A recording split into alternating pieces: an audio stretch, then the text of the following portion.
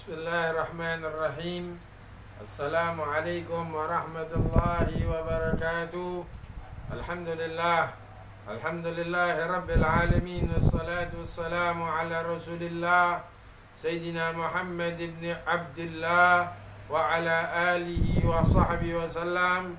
Allahumma salli ala Sayyidina Muhammad al-Fatih lima ugliqa wal khatim lima sabaga nasiril haqi bil haq والحادي إلى صراطك المستقيم وعلى آله وصحبه حق قدر ومقدار العظيم أما بعد. Alhamdulillah, segala puji bagi Allah Subhanahu wa taala yang telah memberikan kepada kita nikmat iman wal Islam, sehat wal afiat, sehingga kita bisa bermuwajjah, bertatap muka walau hanya lewat YouTube. Insyaallah dengan pembelajaran seperti ini, Allah Subhanahu wa taala akan memberikan rahmat, taufik, inayah kepada kita semuanya. Amin amin ya rabbal alamin. An Abi yang lalu sudah kita bahas tentang bagaimana dakwanya Nabi sallallahu alaihi wasallam di kota Mekah.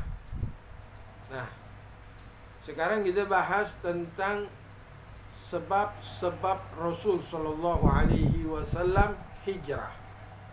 Hijrah yang kita tahu perpindahan dari satu tempat ke satu tempat, itu namanya hijrah.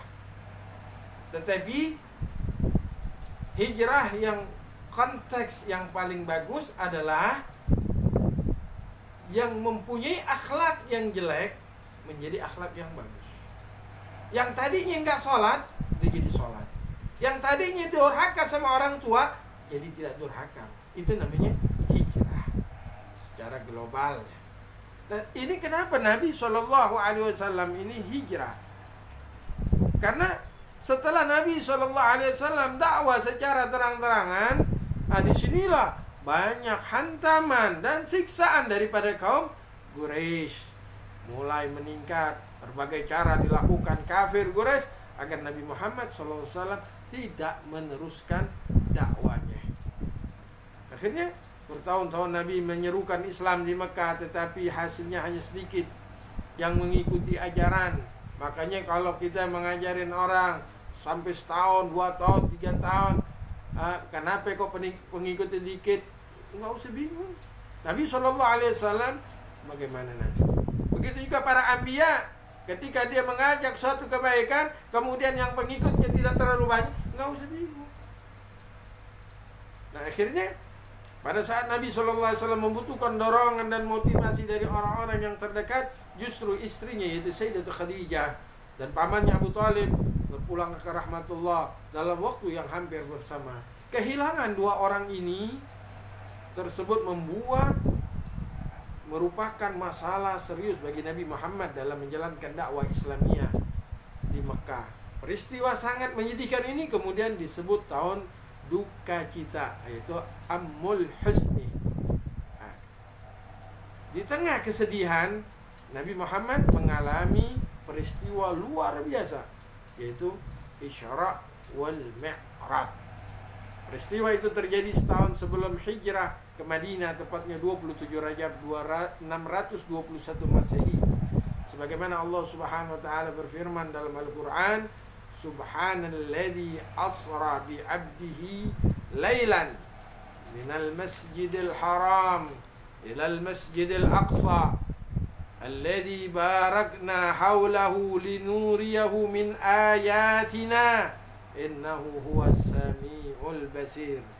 Yang artinya Maha Suci Allah yang telah memperjalankan hambanya pada suatu malam dari Masjidil Haram ke Masjidil Aqsa, yang telah kami berkahi sekelilingnya agar kami perlihatkan kepadanya sebagian dari tanda-tanda kebesaran kami. Sesungguhnya dia adalah Maha mendengar lagi Maha melihat.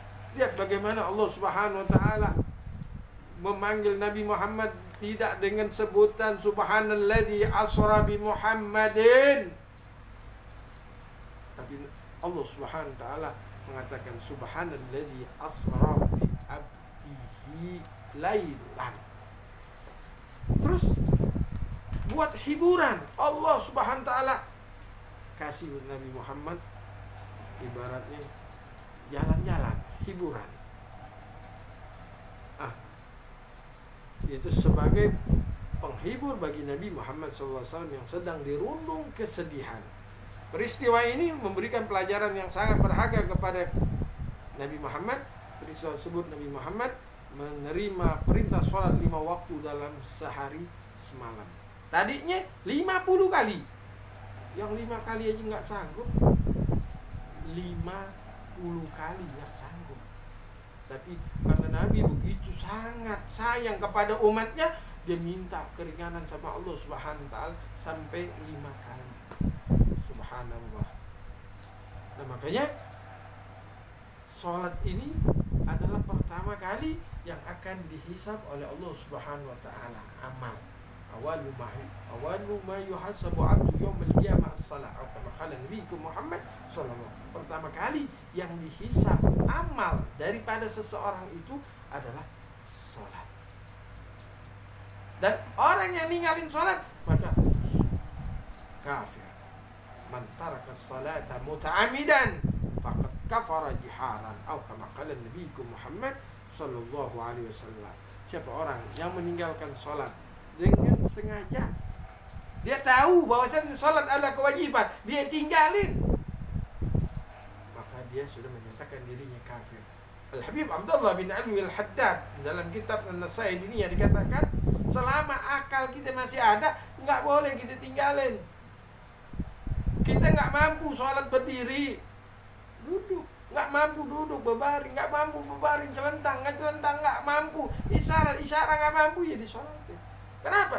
Allah berikan semuanya ini keringanan agar setiap manusia jangan meremehkan sholat.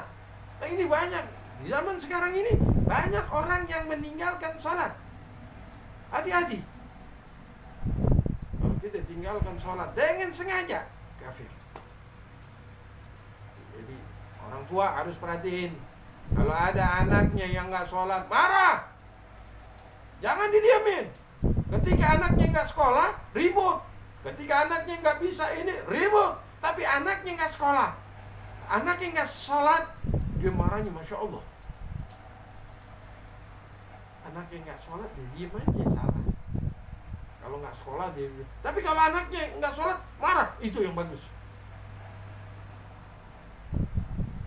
Jadi perhatiin ya. Jadi ketika anaknya nggak sholat, marah. Kalau perlu suruh keluar, usir. Kenapa? Bawa sial, dangkalan. Orang tua nyari duit, capek. Terus anak enggak sholat. Ya Allah.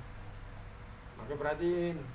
Maka orang tua, kita lebih baik susah di dunia daripada nanti di akhirat kita lebih susah lagi. Nah, makanya bagi kalian yang belum melaksanakan sholat yang benar, baru 1 kali, sehari 1 kali, 2 kali, hijrah, ayo kembali jadi 5. Apa? Harus kita hijrah, kita harus kembali kepada jalannya Allah Subhanahu wa ta'ala. Dan sholat ini adalah kebutuhan buat kita, memang kewajiban, tapi lama-lama kalau kita udah jalanin, akhirnya menjadi suatu kebutuhan buat kita, karena kita memohon, meminta kepada Allah adalah curhat kita kepada Allah Subhanahu wa ta'ala. Jadi perhatiin orang tua kita, perhatiin orang-orang tua, kalau ada anaknya yang nggak sholat, marahin. Ini yang bisa menyebabkan rezekinya orang tua kita ini susah. Oke, pertanyaannya, tuliskan surat yang Abi baca tadi dengan terjemahannya. Subhanalladzi asra bi 'abdihi, surat Ab'an, kemudian tulis dan terjemahannya juga ditulis. Itu saja, dan mudah-mudahan ini ada hikmahnya. Allah Subhanahu wa ta'ala memberikan taufik kepada kita semuanya. Allahumma ya man wafaqa 'alal khair wal khair wa 'anna wa 'alaih. Wafiqna Allah malil khair wa a'inna alaihi ya rahman rahimin ya rahman rahimin ya rahman rahimin. Wassalamualaikum warahmatullahi wabarakatuh. Alhamdulillah rabbil alamin. Wassalamualaikum.